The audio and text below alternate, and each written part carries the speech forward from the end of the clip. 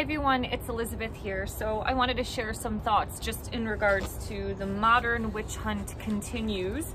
Just kind of talking about the suppression of healing and alternative medicine.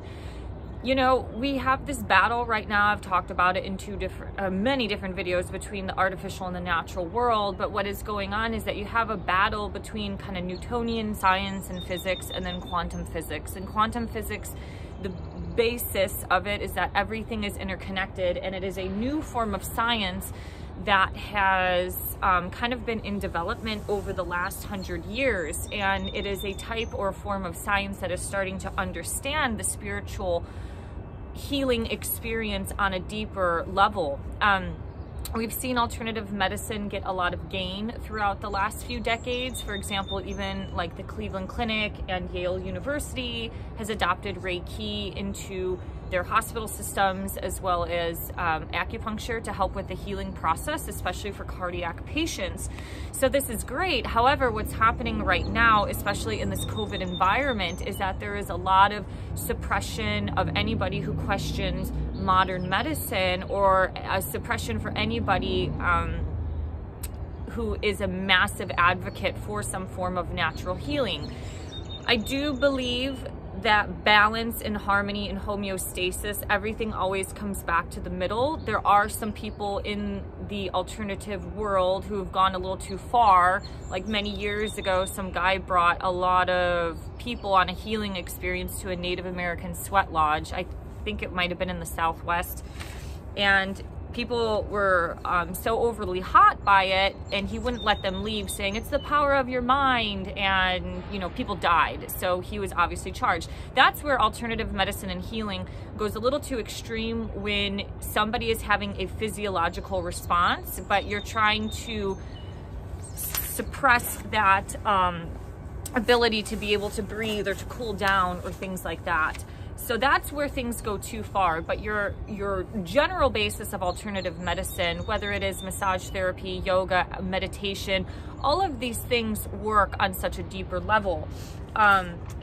Today I just graded papers. I teach an online yoga class for a community college, and it's more of like a self-study where they go through understanding the yoga limbs, and they choose their own type of yoga that they want to practice, and they have to journal about it like a diary.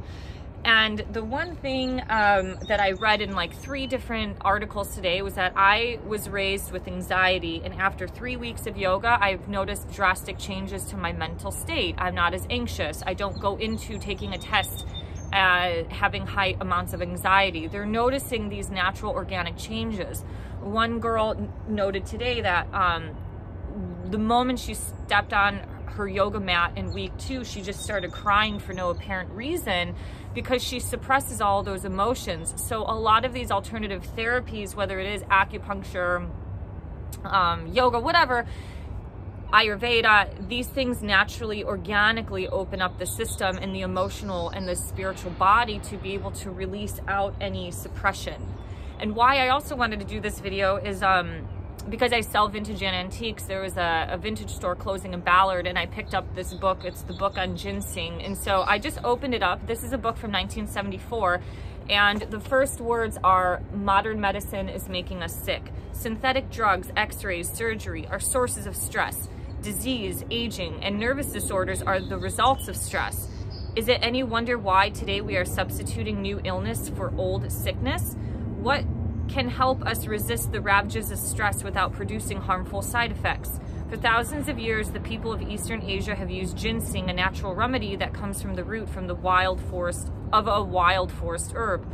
Until recently, modern authorities would not take its therapeutic properties seriously. However, the recent emphasis on the natural environment and the opening of communication between the East and the West, there appears to be a meeting of the modern scientific mind and traditional wisdom bred of ancient culture. Science is regarding the products of nature with new interest. As new research continues, there are indications that nature may have provided what the laboratory could not. So this is all important, because not only I've spent my lifetime of work in this, but why it is dangerous today, especially people who are like Robert Kennedy who are talking against the jab. I'm not even gonna say the word because I keep getting my channel docked. Anyways, if you know human history, you can see the suppression of natural healing, and a lot of it does actually root to the patriarchy. So let me just share some examples with you. I have an herb book that talks about herbs, how to grow herbs, different healing remedies of like soaps and soups and things like that. And this will be another separate video, but that book from, I think it's from 1989, before mass suppression of free speech, said, it goes through the history of herbs, and it says the first physicians were herbalists. And so that's really important to know. Obviously, before modern medicine came, people were healing themselves with ingredients and things that come from earth. As modern medicine has progressed, we have seen that the establishments have used medicine as a form of power and control. So if you look at any form of national establishment, you can see that they have suppressed natural healing abilities or techniques or healers in general. The biggest example, the Romans were, the Roman Empire was the biggest establishment that has ever ruled and lived on planet Earth. And that establishment convinced the public to execute the most powerful healer on this planet, which is Jesus. So if Jesus was the incarnation of God, he was the ultimate being on this planet, essentially, having these capabilities of healing people in ways that science could never understand.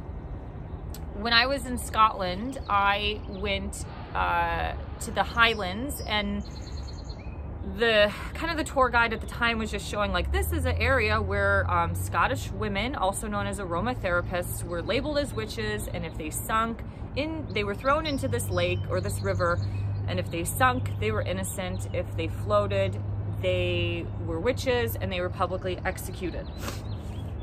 The Romans, once again, the most powerful establishment that has ever lived, they were the original spin doctors on the planet. They were kind of the creators of propaganda. Now, if you go back into history and time, you'll see that any establishment of the time had some form of propaganda. But when the Romans were conquering parts of England, the Druids lived there, which were, yes, another pagan community of people. However, the Romans slaughtered the Druids, and they convinced their fellow Roman citizens that the Druids were actually cannibalists, and they performed these human sacrifices and ate humans, and they should be terminated and executed. Now, historians don't actually know if the Druids actually did human sacrifice or not, because a lot of pagan communities did do human sacrifice. A lot of native tribes have done native sacrifices. However, that specific group, they didn't know. But that's a powerful lesson of how the establishment manipulated their own citizens to label these other people as horrible human beings. So there is a great research article from 1992. I can link it on this blog or this video below if you'd like to read it. And it's talking about women healers of the Middle Ages, selected aspects of their history. So it's talking about throughout the time from like pretty much 0 AD to 2000, but you're looking at like the 800s through like the Renaissance eras, through like the Age of Enlightenment, that women had these roles as healers. But however, they had a really difficult time throughout the Middle Ages, just because the patriarchy was in establishment. So that's where healing started to get more and more regulations through the clergy, so through the church, the clerical people, as well as through civil authorities. So you kind of had church and government, and a lot of healing abilities, healers were either suppressed and then you know, later on went to witches. So let me explain this. So The stellar role of women as healers during the Middle Ages has received some attention from medical historians, but remains little known or appreciated. In the 3 centuries preceding the Renaissance, this role was heightened by 2 roughly parallel developments. The first was the evolution of European universities and their professional schools, for the most part, systematically excluded women as students, thereby creating a legal male monopoly of the practice of medicine. Ineligible as healers, women waged a lengthy battle to maintain their right to care for the sick and injured. The 1322 case of Jacqueline Felice, one of the many healers charged with illegally practicing medicine, raises serious concerns about the motives of male physicians in discrediting these women as incompetent and dangerous. The second development was the campaign promoted by the church and supported by both clerical and civil authorities to brand women healers as witches. Perhaps the church perceived these women with their special, often esoteric healing skills as a threat to its supremacy in the lives of its parishioners.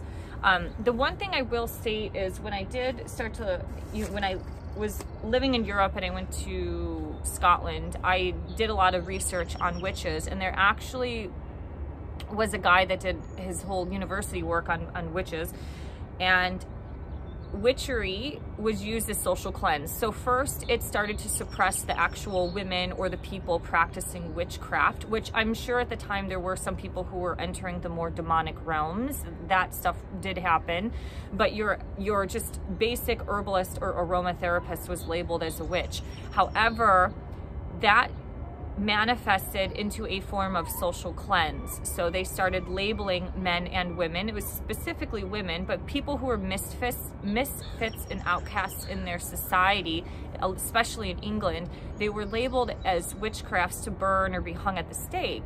And if you look at human history, World War II was a form of social cleanse. Maybe what's happening right now could be the modern form of social cleanse by taking the jab. We won't know until another 2 or 3 years later.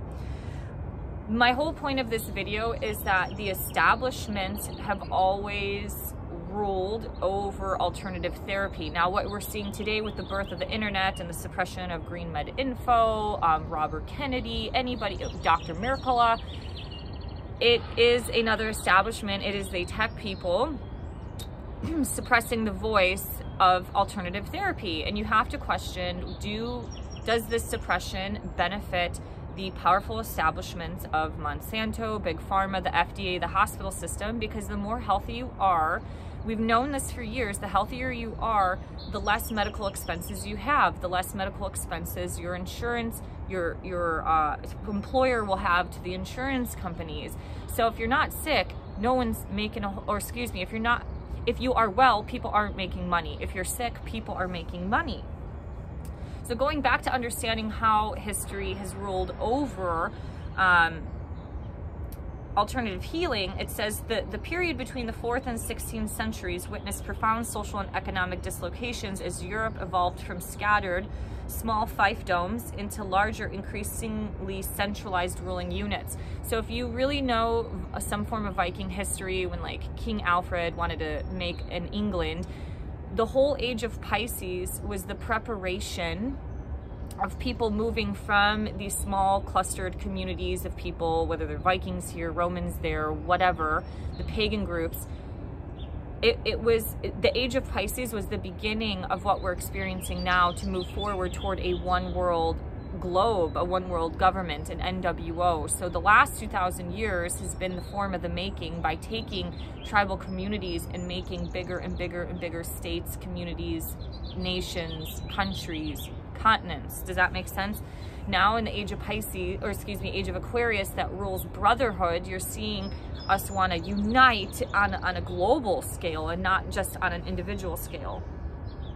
So the establishment of universities and professional schools, the character of health services changed as well. Early in the 13th century, female health workers, long accustomed to the trust and respect of their patients, began to face oppression. Barred from European universities because of their gender and denied academic training in medicine, they were considered ineligible as healers, and those who persisted often met with capricious, even harsh punishments. Yet they stood their ground the inimical decrees of secular and clerical authorities, and in doing so they risked heavy fines, flagellation, excommunication, and exile. The last 4 centuries of the Middle Ages, female healers were targeted as witch hunters, a program of ruthless persecution that was promoted by the church and supported by clerical and civil authorities. The record of the cruel era, which peaked between the 15th and 17th centuries, is based on the testimony of prosecutors, not that of the accused. Judged as witches, they met death on the rack or at the stake. So we're seeing history repeat itself again. It's just same story, different characters. Now it's just the big tech companies suppressing the internet. The internet is the accessible form of information. So when you start looking and rummaging through a lot of old vintage books and things, it's the same thing people were talking about. The 1960s and the 70s was the revolution, or the start to really move forward into this more alternative world of healing. However, we have a battle to go through again, and we'll see who wins, the light versus the dark. So this is why a lot of alternative people are frustrated with the establishment, because it doesn't promote wellness. If you go to a hospital, what do they serve? Jello, pop, maybe some canned chicken broth, but none of it is based or revolved around healing. So there's a huge disconnect. However, in the new form of science, if we can remain balanced and not just be so far in one direction or in the other, we can try to get the two to come in harmony or balance, where science starts to prove the spirit, or science, modern science, is starting to understand the healing process on a different level. All right, I gotta go, but thank you for liking, sharing, and subscribing. Hope to see you next time. Bye-bye.